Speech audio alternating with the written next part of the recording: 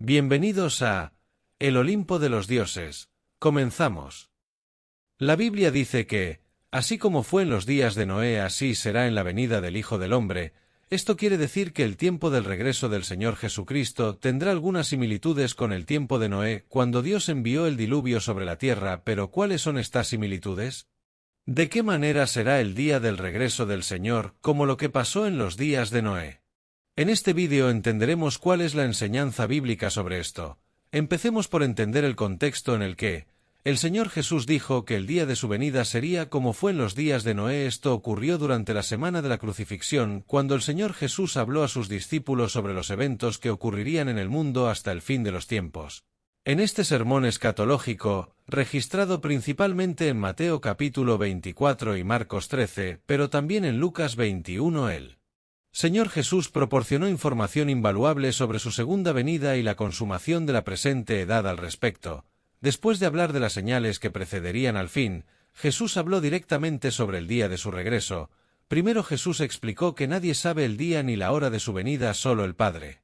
Ni los ángeles, ni siquiera él en ese momento, desde la perspectiva de su naturaleza humana y su estado de humildad durante su ministerio terrenal, tenían ese conocimiento. Luego en Mateo 24:37 el Señor Jesús advirtió que cuando finalmente llegue ese tiempo será tal como fue en los días de Noé, y con esta enseñanza de Jesús surgen las preguntas que mencionamos anteriormente. ¿Cómo será la generación del final como la generación del diluvio? ¿Cómo será similar el momento final de la era actual, con el regreso de Cristo, al momento de la destrucción de la tierra por el diluvio?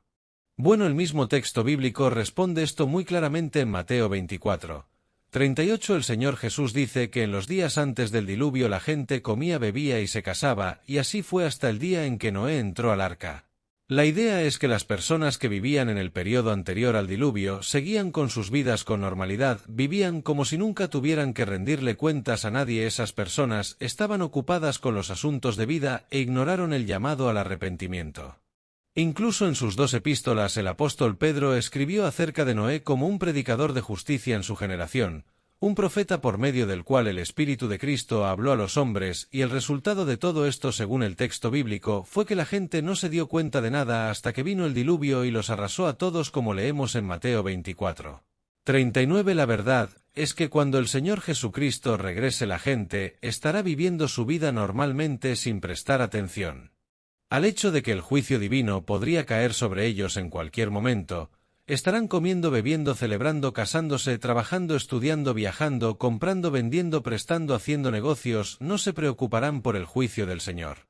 Lejos de Dios, el hombre caído es tan necio que cree que está seguro en su fortaleza del pecado. Los malvados muchas veces miran sus vidas, sus logros, y piensan que nunca habrá nada que pueda amenazar su estabilidad. El apóstol Pablo habló de esto en su primera carta a los Tesalonicenses 5:3 cuando dice que cuando digan paz y seguridad, entonces vendrá sobre ellos destrucción repentina, como los dolores de parto la mujer encinta, y no habrá salida. Y eso es lo que pasó con el mundo prediluvio. Los hombres del tiempo de Noé pensaban exactamente así hasta que llegó el diluvio y los llevó a la perdición. Así que la gente, ya sea que lo quieran aceptar o no, la verdad es que la era presente llegará a su fin. En ese tiempo no habrá ricos ni pobres, ni fuertes ni débiles, siervos grandes ni pequeños, ni señores, porque la destrucción será inevitable. La justicia de Dios se manifestará, y el mundo será muy pequeño para esconder a los malvados de la vista del Dios enojado. En esto veamos lo que dice el libro de Apocalipsis: así los reyes de la tierra, los príncipes, los generales, los ricos, los poderosos, todos los hombres esclavos o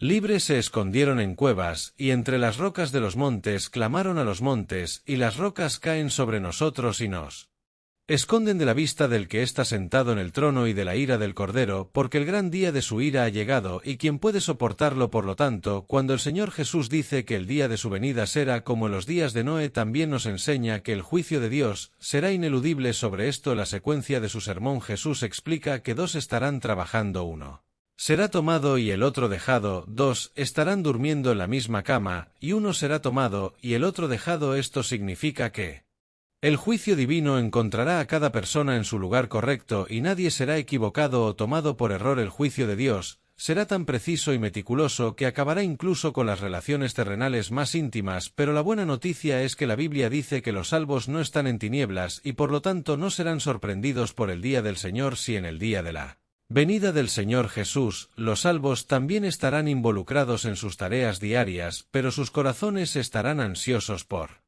la llegada de su Rey, y cuando ese día llegue Cristo encontrará a cada uno de ellos donde quiera que estén y los preservará, mientras que los malvados serán llevados a su lugar de ruina. Al principio de los tiempos, los malvados fueron arrastrados por las aguas del diluvio, mientras que Noé fue preservado con su familia en el arca del Señor. De la misma manera, al final de los tiempos, los enemigos de Dios serán llevados a la condenación eterna, mientras que los redimidos serán preservados en Cristo en la familia de Dios. Así como fue en los días de Noé, así será el regreso de nuestro Señor Jesucristo.